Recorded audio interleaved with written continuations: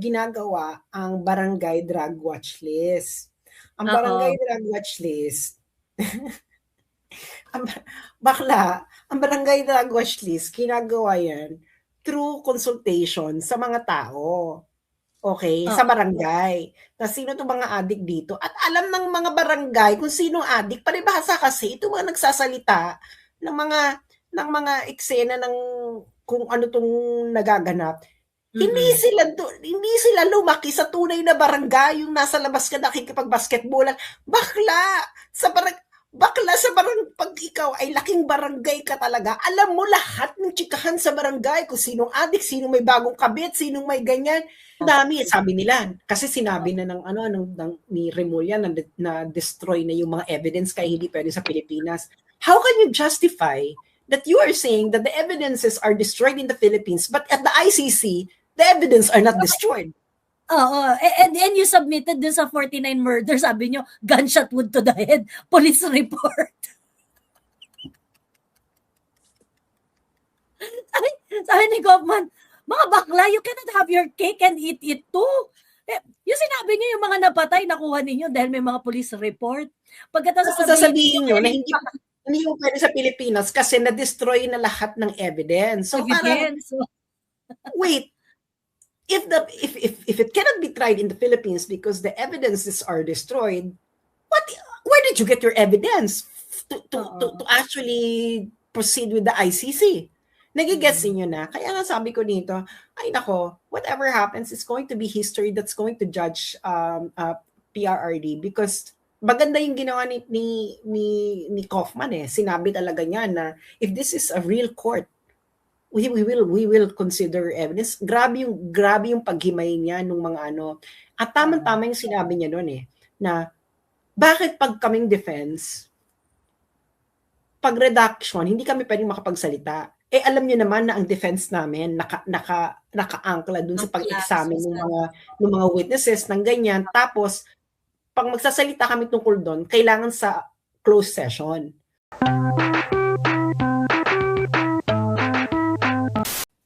Afternoon. Yun yung option. At ang nangyari niyan is kinuwento sa akin to ni Dr. Salvana eh. Kasi kasama siya doon ng, di ba siya pa rin head ng scientific Emero? Oo. Ayaw ng mga, the scientific advice was not to allow Filipinos abroad to return to the Philippines because it's risky, ganyan. Sabi daw ni PRRD, I cannot let the Filipino people not go home. Oo. So, yung decision ni PRRD na yun, na pauwi ng mga OFW, it was against the advice of the scientific team. It was against the advice. And PRRD, sabi niya sa akin na grabe yung decisiveness. And siguro umaano sa utak ni PRRD na hindi natin alam kung ano mangyayari sa atin because of the pandemic, kung matitegi ba tayo or magkakaroon ba ng vaccine. It's better that the Filipino people abroad, kung matitegi man sila, they die here. They die with their family. Ganyan. Kaysa naman dun sila sa ibang bansa. So parang, so hindi natiis ni PRRD na iwanan yung mga Pilipino sa ibang bansa. So he want na ganun yung kanyang thinking noon. And we're gonna look at back na so yung scientific team, ayaw nila kasi nga the risk and everything. But for PRRD, he had a higher reason. His higher reason overpowered the risk. So, pero binlend niya. Anong ginawa niya? O papauwi natin, pero i-quarantine muna natin sila. Tayo magbabayad ng hotel. Di ba? Yung mga OFW umuwi ng Pilipinas noon, naka-hotel kayo, Yes. Umuwi ako noon. Meron ako 7 days sa hotel and food and everything else. Signature campaign na ito eh. This signature campaign is for the Supreme Court to decide on the habeas corpus cases. Yeah, So because ngayon, it actually, ano nga yun eh, it's um, settling whether the arrest was legal. legal or not. As simple as that. And kung manalo ka diyan, edi may habol yung pamilya ni PRD. Because he was arrested illegally. Ganun lang kasimple yan. Ngayon, may magagawa ba sa ICC? Actually, meron. If the arrest is illegal, then it's up to the next president to use that in order to Correct. Oo. But Kala buhay legally, pa si PRD. Buhay pa si PRD. Ano ba, buhay pa si PRD ng 2028 or pagkatapos niyan, pagkatapos ng Supreme Court.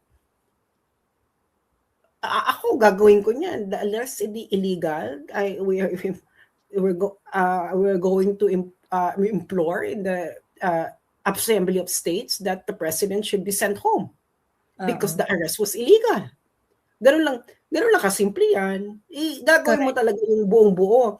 Kasi bakla, gumagawa nga ang Pilipinas ng paraan para mapauwi yung mga nakagawa ng karumal-dumal sa ibang bansa. Totoo. But anyway, ito kasing parang intindi nito. Yung ganong klaseng bagay, hindi kasi yon part ng legal argument na parang hindi kasi pagka yung sinabi ni Sas, no, hindi yun part ng legal argument, but may i-raise yung bagay na yon when in fact that is actually a highly political possibility, 'di ba? O kung kunwari si Inday nanalo sa 2028, siya ang presidente o nagbago na, 'di ba? So hindi yun highly speculative siya. Of course, yun yung gusto naming mangyari. Yun talagang gusto. Kasi we're looking at the political side of it eh. 'Di ba? But Attorney Butuyan, natatakot siya dun sa political implication noong kami naman, signature campaign, at sinasabi niya na ang paggamit nitong pagpunta ng mga supporters ni PRRD sa Supreme Court is actually a threat to the ICC. Sabihin na natin na may katotohanan yon. Talaga naman. But talaga naman threat. 'Di ba? At yun nga yung point, 'di ba? At yun nga ang point. But for Attorney Butuyan to use it as something na hindi mo po pwedeng ito kasi yung nangyari, hindi mo po pwedeng i-approve ang interim release kasi ganito, kasi ganyan. So are you saying that the ICC should disregard our democratic processes here in the Philippines just so ma-impose ni ICC ang kanyang authority over us? Over PRR? Nakakabwisit doon, wait lang Sasa, ang inis na inis ako doon, Attorney Butuyan is member of the Philippine Bar. Okay? Attorney Butuyan is member of the Philippine Bar. Bilang miyembro ng Philippine Bar, nangangako ka part ng pagiging full-fledged lawyer ang iyong pag-oath doon sa iyong profession. At kasama doon, meron dong napaka-importante na linya sa iyong oath na sinasabi na mangangako ka ng fealty to the Constitution, to the Philippine Constitution. And here is Attorney Butuyan arguing before the ICC that this democratic processes in the Philippines is a threat to the ICC authority. Kanino ka loyal, Butuyan? Kanino ka loyal? So, you are saying that the ICC should disregard the democratic processes, the legal processes here in the Philippines just to protect its jurisdiction? Anong klase kang tao? 'Di ba? Now, Attorney Delgra is actually saying those kind of things along that line. Ang problema kasi dito sa mga kontrabulate na gusto lang talagang nilang, hindi ko alam kung anong pinaglalaban at gusto lang talaga nila na i-downplay at i-diminish ang kredibilidad ng kami naman signature campaign. Hindi ko alam, anong point ninyo? Pag hindi kayo nakakasabay sa usapan, wag na salita ng salita. Ang, Pag hindi nyo ang naiintindihan nakakaloka, yung nature ng filing, pag hindi nyo naiintindihan yung mga nature ng argument, shut up. actually, ang point lang doon ni Attorney Delaga, why are you doon sa lawyer? Why is the lawyer raising it in the ICC? Wala namang kinalaman yung Supreme Court sa ICC. Magkaiba sila ng jurisdiction. Pero so dalawa yung tenor nito, no. So Attorney Delgra is pointing out an issue of law, of jurisdiction. Now the other lawyer, yung nag-bring up niyan sa ICC, he was actually raising a valid point. His valid point is this is going to be a political crisis. Sinasabihin niya yung ICC. Now, the problem with the ICC is, kasi yung sinasabi ni Butuyan, kita mo na, ganito na yung mga supporter niya, nagsulat na, nagpetition na sa Supreme Court. Naku, hindi niya, actually, mali-mali na siya, na parang, actually, valid yung point na for us, valid yung point ni Butuyan for us, not for pero them. Sa ICC now, kasi mga eksena niya, no, kailangan niyo i-confirm yung chargers kasi otherwise you will be known as Duterte vanquished the ICC. So yun yung eksena niya. Alam kasi nilang mahina yung ebidensya. Kaya ang ginagawa na lang nila na naku, wala na tong katalikuran kasi kinuha nyo na eh. Ngayon, kung hindi nyo i-confirm yung charges, ang laki namang sampal ito sa pagbumuka ninyo. Tapos, kita mo, nag-petition pa yung mga supporters si PRD na meron silang 100,000 plus signatures sinend sa Supreme Court. Naku, ganyan. His strategy was actually making the ICC take the position of not losing face. Ganun yung strategy niya. Actually, ganun yung strategy ng prosecution. Na, naku, kailangan nyo ito i-confirm kasi nakakaawa yung mga biktima. Naku, nakakaawa to, ganito. And ICC was actually designed that way. Kaya hindi ako maasa dyan, no? Pero, the ICC has now met a case. This is the first case that I ever had in its history na ganito kalakyas ang suporta doon sa akusado. This is the first time. I have lived in The Hague for 8 years. Never seen that. Kaya nga sabi ko, ipakita nyo, i-boost nyo, pumunta kayo dyan. And the ICC this is going to be their undoing. Yeah. To be honest, this case is going to be their undoing. Kasi pag kinonfirm nila, whether they confirm the charges or not, both ways, it's their undoing. If they don't confirm, magagalit sa kanila yung Amnesty, yung Human Rights Watch, ganyan. If they confirm, you're gonna be cursed by future generation. Kasi ang linaw nung to be honest, to be objective, tinignan ko yung ng prosecutor. Ano bang meron bago sa prosecutor? They have nothing. Wala namang dating prosecutor eh. Kung ano narinig na natin dito sa Pilipinas, ganun pa rin. Kung ganyan lang palang argument, dapat dinala nyo na yan dito. Tapos, ang daming there were major loopholes that were pointed out. Ang dami, sabi nila. Kasi sinabi na ni Remulla na destroy na yung mga evidence kaya hindi pwede sa Pilipinas. How can you justify that you are saying that the evidences are destroyed in the Philippines, but at the ICC, the evidence are not destroyed? And you submitted dun sa 49 murders, sabi nyo, gunshot wound to the head, police report. sabi ni Kaufman, mga bakla, you cannot have your cake and eat it too. Yung sinabi nyo, yung mga napatay, nakuha ninyo dahil may mga police report. Pagkatapos sasabihin nyo na hindi yung pwede sa Pilipinas kasi na-destroy na lahat ng evidence. So parang, wait, if it cannot be tried in the Philippines because the evidences are destroyed, where did you get your evidence to actually proceed with the ICC? Nagigets niyo na. Kaya nga sabi ko dito, ay nako, whatever happens is going to be history that's going to judge PRRD because maganda yung ginawa ni Kaufman eh. Sinabi talaga niya na if this is a real court, we will consider evidence. Grabe yung paghimay niya nung mga ano. At tama yung sinabi niya doon eh, na bakit pag kaming defense, pag redaction, hindi kami pwedeng makapagsalita. Eh alam niyo naman na ang defense namin naka-angkla dun sa pag-examine ng mga witnesses ng ganyan. Tapos pag magsasalita kami tungkol doon, kailangan sa closed session. So ngayon, di ba kaya nga napuputol eh? Kaya napuputol yung ano ng ICC, yung stream. Napuputol kasi nga nagbabanggit na si Kaufman ng mga redacted.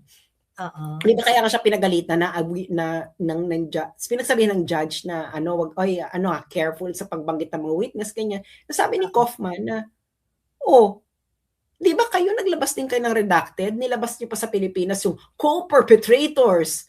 Tapos, so yung defense, ano yan? Ano lang kami? Sasabay lang kami sa inyo na kung kailan nyo tatanggalin yung redaction. Kung ano yung gusto nyo tanggalin na redaction, yun lang. Di ba sabi niya, so paglabas ng ang public opinion, kayong panalo kasi ang daming redacted eh. Nandun sa redacted lahat ng laban ng defense eh. Sino ba itong mga to? Ano bang ginawa ng mga to? Ano bang ganap ng mga to? That is how, kaya nga itong ICC, the way that they handle the PRRD case is actually full of everything wrong in the judicial process. Itong ganito, tanungin niyo yung mga retired judge kung ganyan ang paghawak nilang kaso. Sobrang hindi. Hello, meron akong kamag-anak na tokhang. Pinahuli talaga siya. Ang eksena lang talaga niya is nandun sasabihin sa'yo, ay nasa barangay drug watch list ka, magbago ka na, magganyan-ganyan. Ganon. Buhay pa siya! Ako nga gusto ko. Ako nga sabi ko, ba't di pa tinuluyan? Di ba? At doon ko nalaman na yung kakilala kong yun. Alam mo ang strategy kung paano hindi makikeme ng pulis sa Albatros pag magsusourcing ng Kemerut. Dadali niya yung niya. Yung bata. Ha? Paano? Dadali niya, akay-akay niya. Para hindi siya makeme kasi syempre may shield. Human shield. Kaya sabi ko, ganito talaga ang pag-iisip ng mga Jody Kid. Pero ito marunong na hindi sila kasama doon sa salot ng barangay nila. Hindi kasi nila alam kung paano ginagawa ang barangay drug watch list. Ang barangay drug watch list ang barangay drug watch list, ginagawa yan through consultation sa mga tao. Okay? Sa barangay. Sino itong mga adik dito? At alam ng mga barangay kung sino adik. Palibhasa kasi, ito mga nagsasalita ng mga eksena ng kung ano itong nagaganap. Hindi sila lumaki sa tunay na barangay, yung nasa labas ka nakikipag-basketballan. Bakla sa pag ikaw ay laking barangay ka talaga, alam mo lahat ng chikahan sa barangay, kung sinong adik, sinong may bagong kabit, sinong may ganyan. Correct, sinong may bagong kotse, di ba? Alam mo lahat, kung sino nagugupit kahapon, alam mo. Lahat yan, alam ka rin ba, palibasa kasi kayo, tumira kayo sa condominium na hindi kayo nag-uusap ng mga kapitbahay mo. Walang chismisang malala. Sa tunay na barangay, mga bakla kayo, lahat yan alam nila. Ang awayan sa barangay. Okay, ang awayan sa barangay, magkakatabi ang bahay, nagsisigawan niya, nag-addict ka na naman. Alam ng kabarangay, naku, yun ang addict, ganyan. At alam nila kung sino umuwi, alam rin nila kung saan nagpa-pot session yung mga nasa barangay. Alam nila, ano ba sa tingin ninyo ang mga tao? Kaya nakita mo, di ba, itong mga 30,000 ninyo, ganyan, naku, may massacre, ganyan, bakla. Kung totoo yung mga pinagsasabi ninyo, kung totoo yung mga pinagsasabi ninyo na talagang kailangan maawa kami, baklang unang-unang lalabas at sasama sa inyo sa rally yung mga nasa barangay na mga namtegi. Correct. Hindi Bakit wala? bakit wala? Bakit wala? Because alam ng mga taga-barangay kung sino tong mga to. Kaya nga kita mo, no? If you are just going to the barangay and ask them about all these people, baka they will tell you the real story kung sino yung mga yan. Correct. They will tell you. They will tell you. Yung iba nga po dyan, documented pa. Kaya nga ito mga taga-barangay, ito yung sinasabi nilang, di ba yung sino to isang abogado sa ICC na puti na sinasabi niya, si Butuyan ata nagsabi noon na kaya nga sa Pilipinas, pag sinabing natokhang ka, nategi ka na, parang it has been accepted, ganyan. Bakla, yung mga taga-barangay, sinasabi talaga nilang natokhang yan. Dahil alam nila talagang addict talaga, pusher yung taong yon. Kaya tanggap na nilang natokhang. Hindi nila, kaya yun ang nila, sinabihan na kasing ganun ang mga taga-barangay, sinabihan na kasing magbago sinabihan na kasing magganyan, sinabihan. Ngayon, itong mga lumalabas ngayon ng mga eksena, alam nyo, kayo, gusto namin kausapin ang mga kapitbahay ninyo. Ikaw, Sheena, gusto namin kausapin ang mga kapitbahay ninyo. Correct. Kung ano yung kapatid mo. Dapat mag-move forward mga kapitbahay nito ni Shire. Wala. Diba? Walang nagtatanggol sa kanila, girl. Wala nga nagtatanggol sa inyo kapatid niya. Oo. Wala nga nagtatanggol sa inyo.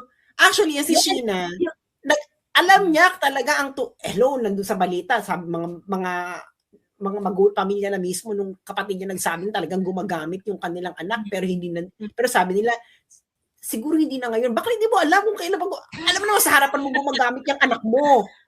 Pero kayo na mismo nagsabi na yung kapatid mo Shira ay gumagamit ng Kemerut. Kayo mismo recorded sa media Tapos sasabihin mo, hustisya sa kapatid ko, Emerald. Bakla, nung nabubuhay ang kapatid mo, hinayaan nyo maging adik. Kayo ang naging dahilan kung bakit yung kapatid mo ay nategi. Dahil kinonsinti nyo ang pagka-adik ng kapatid mo. That is the truth. Hindi ba kinonsinti ninyo? Kinonsinti ninyo. Dahil kung ayaw niyo talagang hindi mapunta sa maling mategi, bakla, if you do drogay levels, your ending would be death. Correct. If you play by the sword, you'll die by the sword. Bakla huwag niyo i-romanticize yung ay nagbago, ganyan.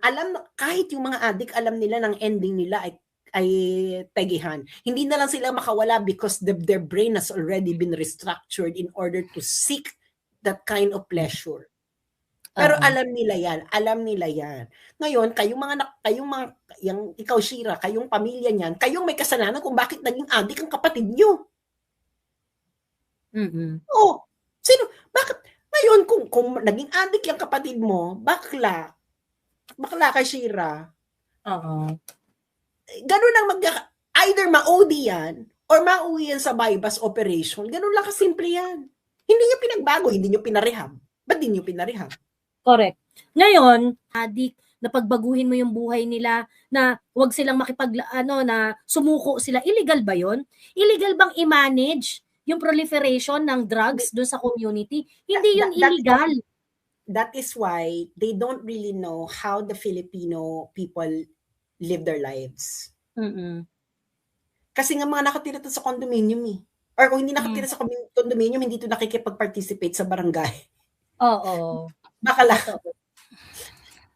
sa barangay. Walang kalaro, Ito yung mga walang kalaro. Hindi ito lumalabas.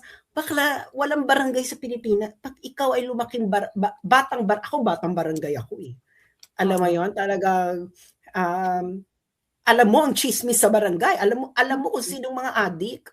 Bakla, alam mo yung barangay na kinalakihan ko, Bax, yung barangay captain namin, Bax, midwife. So lahat ng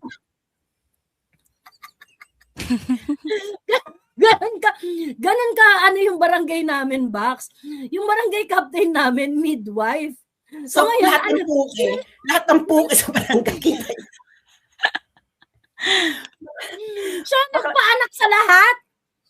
Girl, walang Sa Manila kasi, ano, karamihan kasi ng mga nagti-Twitter, no, yung mga maingay sa Twitter, karamihan niya nakatira yan sa condominium eh.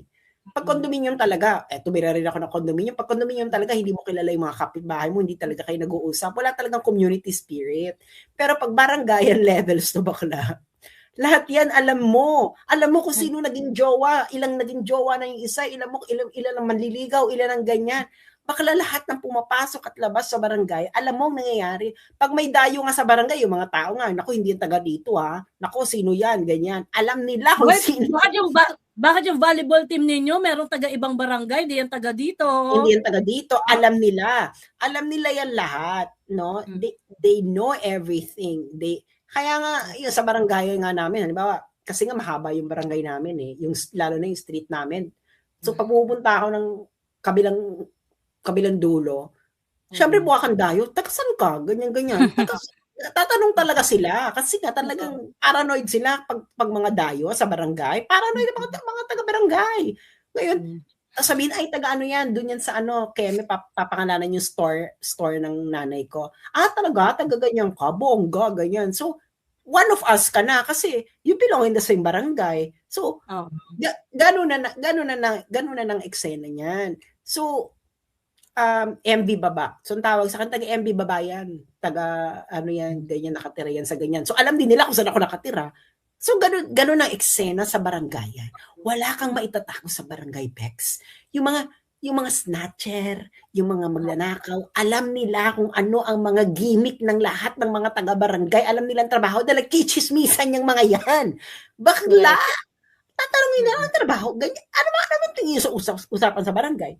Ang usapan sa barangay, ganito. Uy, si ganito, anong trabaho? Pokpok. In fairness, pokpok. Ganyan, ayan na naman ha. Kasi makikita nila, bakit madaling araw na lang umuwi ito si ganito. Kasi ang trabaho niyang pokpok. Pokpok. Alam nila sila mga pokpok, alam nila sila mga adik, alam nila sila mga pusher. Wala kang maitatago sa barangayan. So, yung mga tinasabihin nyo na, nalagay siya sa tokang. Bakla, tanungin ninyo kung paano nalaman ng barangay level sino mga adik sa kanila. Because wala kang matatago sa barangay.